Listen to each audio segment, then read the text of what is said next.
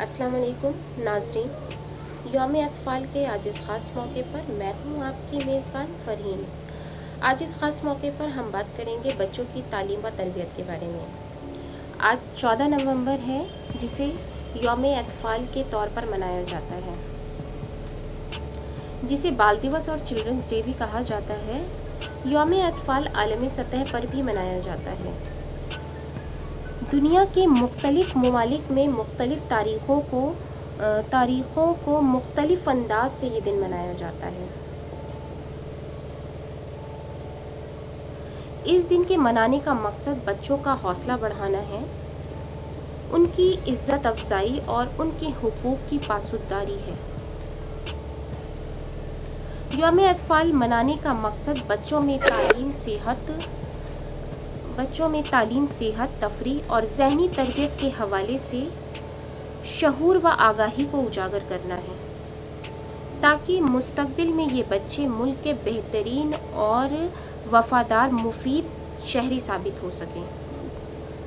بچے مستقبل کے معمار ہوتے ہیں۔ اگر انہیں مناسب تعلیم دی جائے اور ان کی صحیح تربیت کی جائے تو اس کے نتیجے میں ایک اچھا اور خوشگوار معاشرہ تشکیل پاتا ہے۔ معزز سامعین، اسلام کے نقطہ نظر میں دیگر نعمتوں کی طرح بچے بھی اللہ کی عظیم نعمت ہیں۔ اس کی ہمیں قدر کرنی چاہیے۔